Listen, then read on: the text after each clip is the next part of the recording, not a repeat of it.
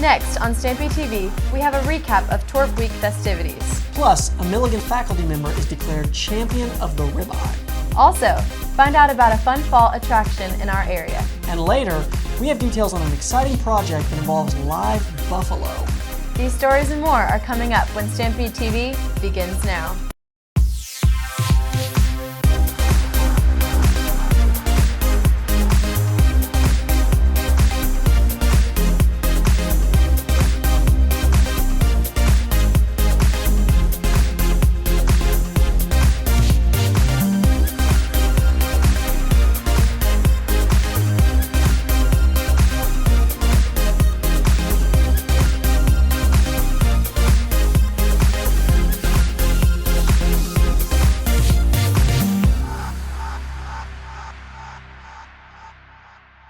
An exciting series of TWIRP Week events concludes tonight.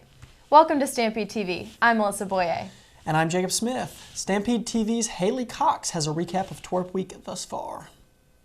This week is a special week here at Milligan College. It's TWIRP Week. I sat down with Jason Onks, Director of Campus Activity, to describe what TWIRP Week is and what actually goes on. Well, TWIRP Week is a great opportunity to really just build more community on campus. TWIRP is really an acronym that stands for The Woman is Required to Pay. And so this week, we being the Campus Activities Board, it's a group of work study students that work really throughout the year to help plan and facilitate and execute all kinds of different activities. They help plan this particular week, and so each evening there's an opportunity for an event, and we encourage folks to invite, as I said the name suggests, for a girl to ask a guy or any friend really to be able to come and just have fun with the event that we have going on. We only have one event this week you actually have to pay for, and everything else is no cost at all and right on campus. We have one activity that's off campus. It's a skate night that's Tuesday, and everything else is right here on campus. And so we just want to be able to build more community and create opportunities for people to get to know each other in a really fun, kind of lighthearted way. TWIRP Week is really awesome because you, like Maddie said, you get to be around your friends and like one with the Milligan community. It's a great time to like reach out, meet new people, and go skating. I'm Alyssa. I'm Connor. And we love TWIRP Week. This is Haley Cox reporting for Stampede TV. TWIRP Week is not over just yet. We still have the Sadie Hawkins dance tonight. Head over to milliganstampede.com later on to see photos from that event. Milligan student Chance Simmons has made a full recovery from the injuries he sustained when he collided with a vehicle on Milligan's campus while riding a longboard. Milligan's administration has stated that there are no plans to change the policy in regards to longboards or skateboards. All traffic safety and pedestrian safety laws and regulations are in effect on our campus at all times. We don't really have any plans to add any additional policies or things like that at this time, but we would encourage and expect all of our students and faculty and staff to abide by those regulations and make every effort to promote the safety and well-being of all our students and other faculty and staff and visitors on campus. Students are cautioned to be careful when riding a skateboard or longboard and to be mindful of all traffic laws while on campus. A Milligan staff member has been declared champion of the ribeye after downing over 6 pounds of steak. David Brown, Milligan service manager over landscaping and grounds, won the title last Thursday evening.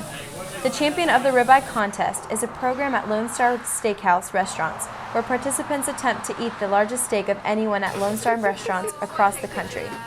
Winners receive a $20 gift card each month until someone else takes the title. Brown had originally won the title on his birthday in late August after eating a 40-ounce steak. He then returned the following Monday and ate an 80-ounce steak. After another person consumed 82 ounces of steak and took the title, Brown returned, planning to eat 96 ounces, an equivalent of 6 pounds. As he began to finish the steak, Brown decided to add another 4 ounces for a grand total of 100 ounces. He even had apple pie and ice cream for dessert. My feelings, I'm feeling full. My thoughts, I'm proud of myself for doing it, completing the 100 ounces. Brown says that he doesn't plan on participating in the contest again, even if someone else takes the title. Last year, Johnson City completed the first phase of the Tweetse Trail project. Just last week, Elizabethton held a grand opening for the second phase, a new part of the trail that connects the two cities. Stampede TV's Daniel Peacock attended the event and has more. Section 2 of the Tweetse Trail in Elizabethton has finally been completed. The City of Johnson City and the advocates for the trail have been working on this for over 10 years. It started out with an idea of how are we going to preserve this railroad, and then taking advantage of the rail banking law, the federal rail banking law. Officials in Elizabethton and Carter County and Johnson City all started working on a way to make this trail a reality. On Saturday, September the 5th, the City of Elizabethton held a ribbon-cutting celebration for the new section of the trail. Members of the community got the chance to meet with the local sponsors of the trail and enjoy a walk or bike ride along the path. This would make a great multi-use trail for the people of Elizabethton and Johnson City to go to school on, to go to work, to go shopping, to get exercise, just to get out and have a good day. The new trail starts at Sycamore Shoals and is free for use by the community. This has been Daniel Peacock with Stampede TV. The trail looks really cool. Yeah, we might have to check it out sometime. Last Wednesday, local emergency crews climbed 110 flights of stairs in full gear in memorial of the rescue team members who climbed the World Trade Towers on 9/11. The climb was done at the Holston Valley Medical Center's parking garage on Castle Drive in Kingsport. Almost 140 people showed up to make the climb, including firefighters, EMTs, military personnel, and other rescue crews. Each climber wore a lanyard with the name of a person who climbed the towers in 2001. In addition to the lanyards, the teams were in full rescue gear. The firefighters were wearing about 65 pounds worth of equipment. Local firefighter and current Milligan student Joe Little was one of the ones who participated in the memorial, and he was happy to see so much support from the community. They had the event last year and had a little less publicity, and they only got like 30 climbers maybe. And this year they really pushed it, and we had a lot of support from around the community. We had a lot of local businesses pitch in and help support the climb. We raised a lot of money for the Fallen Firefighters Association, and we had, like I said, almost a little shy under 200 climbers, and we had also people there spectating, and we had people climbing from all different types of agencies and backgrounds, so it wasn't just the fire department. Coming up next on Stampede TV, details on a great place to go for fall fun. And later, we'll find out how you can help with an exciting project for Milligan's sesquicentennial. Stay tuned.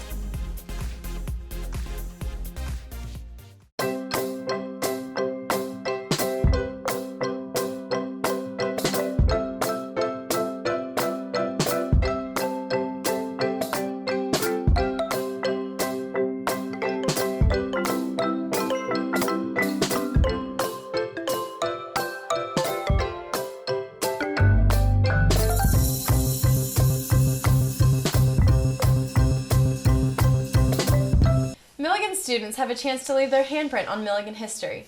Students lined up during Rush Day to help celebrate Milligan's sesquicentennial by painting one of 6 buffaloes, part of the Buffalo Stampede City Art Project. There are actually 6 of these buffaloes that are being painted by artists that are affiliated with Milligan. Nick Blosser is painting one. There are a couple of alumni that are painting buffaloes. And then for the sesquicentennial, which is the 150th anniversary of Milligan, these buffalo are going to be placed all over Johnson City. Around homecoming time, there's actually going to be a scavenger hunt that students can participate in to find the locations of all of the buffalo. And then they'll be moved around town into Elizabethton and different places throughout Johnson City over the next year. There's still time to leave your handprint. The buffalo will be outside Sutton, Monday, September 21st. Fall is right around the corner.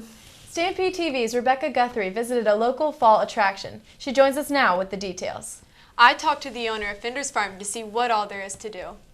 When I grew up on a farm. I was a breadwinner for the family from the time I was about 10 years old, and the first to ever go to college. So when I finished college, I swore I'd never have dirt under my fingernails again. For about 5 years I didn't, and then I needed things to do in the summertime, so I started selling some produce off the back of the farm, or back of the truck, and then it led from that to buying a farm and beginning to raise produce, and we did that until from 1982 to the year 2000. And that year we got into the agritainment business, which is the corn maze and the activities that surround that. We have the corn maze itself, which is our biggest draw, but it's been said by a study that was done by the University of Tennessee that the idea of the corn maze brought them here, but all the other activities kept them here. We have clues that you take into the maze with you. We have about 10 different topics, and you will find directional posts. When you find directional post number 1, you'll read question number 1 on your passport. If you get it right, you'll go in the right direction. If you get it wrong, you'll go in the wrong direction or the long way around. Each year, the Corn Maze, which spans about 8 acres and has 2.5 miles of trails, features a unique design that benefits an organization. This year, the organization benefits Operation Christmas Child. We have a Pawpaw's Pumpkin Patch where you can come and pick your own pumpkins, take pictures or whatever you'd like to do there. And then this year we've added an Orbitron and a zip line, a pumpkin cannon that will shoot a 5-pound pumpkin about a half a mile, bull rides, just lots of things to do. And then we have our haunted activities, the Insane Inn, the Field of Screams, Buried Alive, the Maniac Maze, and then we have Redneck Zombie Paintball. Fenders Farm opens September 11th and will run until November 1st. Their hours are 4 to 9 Monday through Thursday, 4 to 10 on Friday, 10 to 10 on Saturday, and 1 to 6 on Sunday. From Fenders Farm, I'm Becca Guthrie reporting for Stampede TV. That was some really good footage you got with the drone. Yeah, it was a really cool place. It looks like a lot of fun. Everybody should check it out. You have likely seen signs around Elizabethton with the message, "Faith over fear," and wondered what it was all about. The signs are to show support for former Eastside Elementary School principal Josh Wandell. Wandell was diagnosed with ALS in June of 2013. The condition involves a person's neurons dying, which prevents muscles from working. Josh's message became faith over fear in order to use ALS to bring attention to God. A group of community members who call themselves Team Wandell have planned the 3rd annual Race for Wandell for this weekend. They use funds raised from the event to help pay for Wandell's medical expenses. We spoke with Milligan freshman Connor Brown, who is also a Team Wandell member, to find out just how important the race is.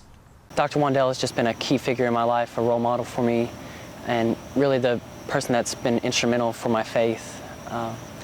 When he was diagnosed with ALS, it impacted me, and we wanted to do something to show how much we cared and supported him. If you would like to participate in the race, registration will be held at 8 a.m. tomorrow at Eastside Elementary. The race begins at 9:45. Last Tuesday night at 8 p.m., students gathered in Lower Seeger to listen to the testimonies of their fellow classmates. This event was called My Two Words, and it was put on by the student-run missions club, Apostolos. The Apostolos Club stands to help students share about the love of Christ by living missionally on campus, in our community, and the world. My Two Words was an event for the books, bringing all students together through the love for our Savior. The 3 students brave enough to get up in front of their peers and share their testimonies were William Blackmar, Michaela Williams, and Sarah Kate Gartman. These students shared their life stories of how they all came to Christ and together moved the students in attendance. The room was filled with laughter and tears and the sound of students coming together in fellowship. Although the 3 testimonies shared were of different backgrounds, it was evident that Christ worked through the speakers to inspire and motivate the listening students in their own relationships with God. I believe it's extraordinarily important to share your testimony because it is your personal part of what God's story in your life, and it is sometimes the best way to minister to people and to show them that you understand and love them. If you would like to share your own testimony at My Two Words, or if you are interested in the Apostolos Club, please contact Zoe Brennan for more information. Linda Lawson, Milligan's personnel director, has announced that she plans to retire on October 31st. She has been a part of the Milligan family for over 25 years. She has done well with managing legislative changes and the other responsibilities that she was given. I'm facing retirement with mixed emotions. I've been at Milligan for 25 years as personnel director, and I'm a Milligan graduate. For all the years that I've been here since I graduated, I could have graduated 6 more times. I've seen a lot of things change over the years, but one thing that hasn't changed very much is my love for the school and the fact that the students that I meet now look really familiar. We wish her the best as she embarks upon retirement. After the break, we'll talk to John Stedman about how you can get involved in an exciting project that he is working on. And later, in a destination unknown, we'll show you a barbecue restaurant that you may not have heard of. There's much more to come. Stampede TV will be right back. Can't find something to listen to on the radio? Well, check out 90.5 WUNC Milligan College Radio. With student-produced shows airing each night, there is something for everyone.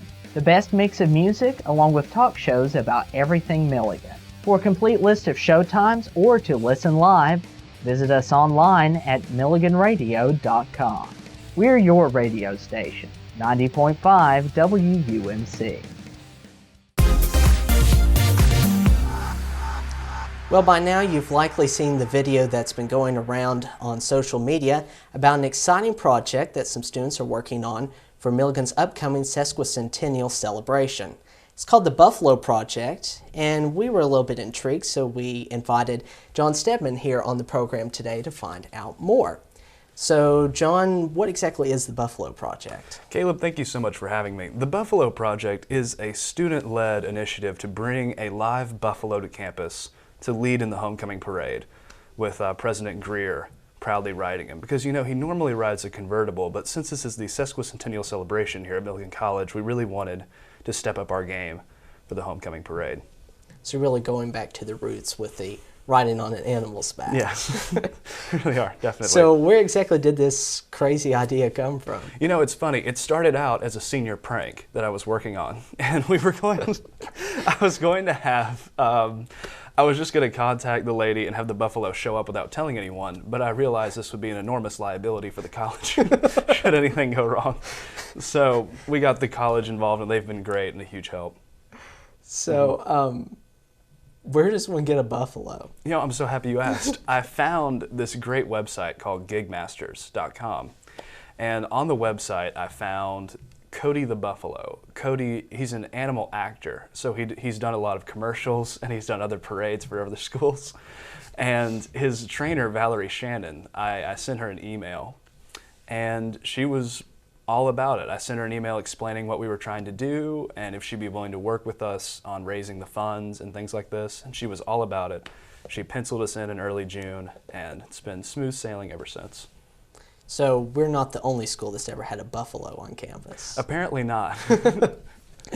All right, so what all is involved in bringing a buffalo here? I assume you don't just stick it in the trunk of your car and drive it down. So no, how do you get one? There are some USDA certifications that the trainers need to get taken care of. There's relatively little work for Milligan to actually do. We have to find a place for him to stay while he's here. His trainers will take care of their own arrangements.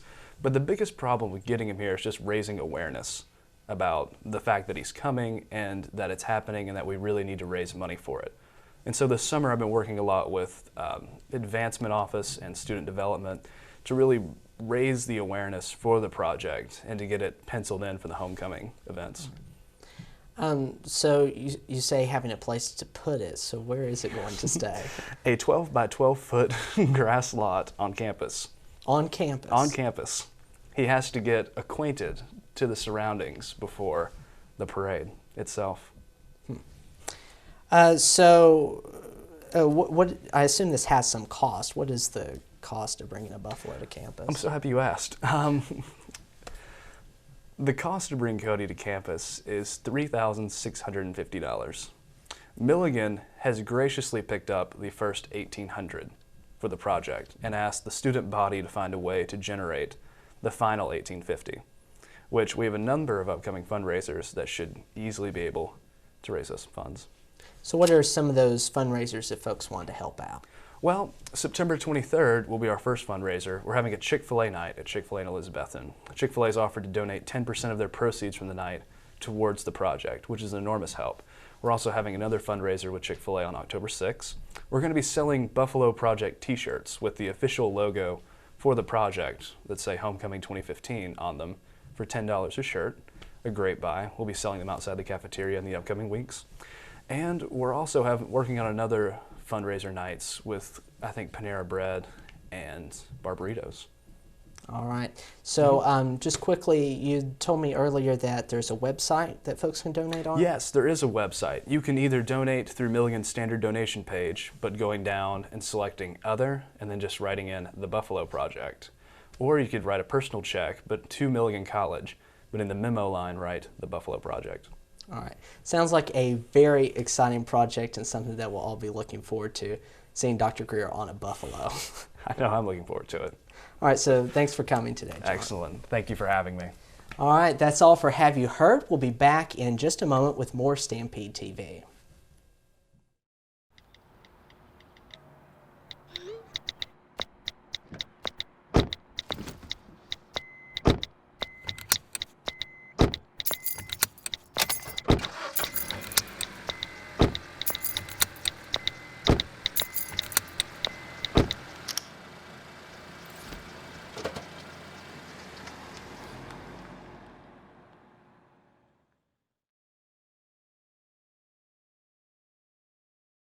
You have the opportunity to support a fellow Milligan student this weekend. Laura Mixon will be holding her senior voice recital on Saturday at 7:30 p.m. in Seeger Chapel. The performance will include musical theater and opera. Milligan's service and volunteering organization, LINK, is looking for people to volunteer with the Habitat for Humanity project next weekend in Jonesboro. You can sign up for one of the 2 shifts from 9 a.m. until noon and from noon until 3. Transportation will be provided. For more information, send an email to linc@milligan.edu. The Campus Activities Board will be taking a trip along the Virginia Creeper Trail on Saturday, September 26th. The Creeper Trail is a 34-mile biking trail in southwest Virginia. Sign-ups are being held in the CAF. Cost is $5 plus your packed lunch. Those who attend will meet outside Sutton at 8 a.m. the day of the trip. Elizabethton's State Line Drive-In will be showing the Christian film War Room for the final 2 weekends of the season. The drive-in opens its gate at 6:45 each night, Friday through Sunday. The cost is $6 per person. WJHL-TV in Johnson City will be bringing their morning talk show, Daytime Tri-Cities, to campus. The show will be broadcasting live from the Commons from 10 to 11 on Friday morning, September 25th. Several Milligan administrators will be making guest appearances during the show. The Lamplight Theater in Kingsport will be showing an original play this weekend entitled Voice of Truth. The Lamplight is a Christian theater that performs faith-based plays. They will be having performances Friday and Saturday night at 7, Sunday at 3 p.m., and a Saturday matinee at 2 p.m. The cost is a suggested donation of $10 for adults and $5 for students. Stay tuned, the latest in Stampede Sports is coming up next. And later, we'll check out a local barbecue restaurant in Destination Unknown. We'll be back after this. I know what it's like to grow up in a world that looks at you very differently. Every day, many children with physical imperfections and deformities courageously face the world. Together with the Caring for Kids program from the Plastic Surgery Foundation and the Hannah Storm Foundation, there is hope. With your help, these children can get the medical procedures they need, regardless of their ability to pay. Help a child in need at thepsf.org/kids. Welcome to Stampede Sports. We would like to start out by recognizing the accomplishments of 2 of our Milligan athletes. Hannah Seagrave was declared AAC Runner of the Week last week. At the Buffalo Valley Cross Country Stampede, she set a new course and school record of 17 minutes and 59.1 seconds. She finished over a minute ahead of everyone else in the women's field. This was the 10th time a Milligan female runner has won this award. Jessica Davenport was declared AAC Setter of the Week for the 2nd straight week. It's the 7th time she's won this award during her career. She had 10 assists in her first 2 sets and 9 in the final set during Milligan's game against Tennessee Wesleyan. She also had 27 assists in a match against Life University and 46 in a match against Dalton State. Now on to the scores from the latest games. Men's soccer lost to Tusculum on September 5th, 2-4. They won against Johnson University on September 8th, 6-3. Women's soccer won against Bruton Parker of September 9th, 5-0. They lost to Georgia Gwinnett on the 13th, 5-0. Now on to volleyball. Milligan lost 2 games on September 5th. Against Life University, it was 3-1, and against Dalton State, it was 3-2. Milligan lost to Union on September 8th, 3-2. They lost to Reinhardt 2-3 on September 11th. The volleyball team came back to win over Point University on September 12th, 3-1, and they had a 3-0 win over Montreat on September 15th. In golf, the men's team placed 10th out of 19 at the Sea Island Invitational, and the women were 3rd out of 11 at the Jekyll Island Invitational. Coming up next, we take a journey into Destination Unknown. Stampede TV will be right back. I remember the moment. I'll never forget that moment. That moment? It was a moment that changed my life. I'd been training with my team for months, and now we had been called up for the first time. The real deal. Wildfires were getting dangerously close to homes. At that moment, I got my first taste of just how important the Guard is to my community. See how the Guard can be an important part of your life at NationalGuard.com. Welcome back. Stampede TV's Harper Severance discovered a restaurant featuring great barbecue and a southern atmosphere. She takes us there on this edition of Destination Unknown. On this segment of Destination Unknown, I headed down Milligan Highway to grab some Tennessee barbecue, just a mile and a half from campus at the Smokehouse Barbecue. This restaurant features menu items specializing in pork, chicken, ribs, and brisket on a limited college budget. Menu items also vary from quesadillas to hot dogs and sandwiches, one of which includes a pulled pork sandwich, with a side of fries, that is. A southern-themed restaurant with checkered tablecloths and a friendly environment welcome all. This restaurant also includes a few outdoor tables with a stage for dinner and a show. Also included is a bridge leading to the Tweetse Trail, providing quick access for bikers and runners who may need a bite to eat. Not too far from Milligan, and a low-price menu makes this a great option for students on a budget. This has been Harper Severance reporting for Stampede TV. Oh wow, that looks really good. I do like me some barbecue. Me too. And that is all the time we have for this edition of Stampede TV. For latest news information, visit our website at milliganstampede.com. You can also follow us on Facebook, Twitter, and Instagram. Be sure to use the hashtag #HeardThat. Thanks so much for watching. I'm Jacob Smith. And I'm Alyssa Boyer. Have a great rest of your day and be sure to tune in again next time.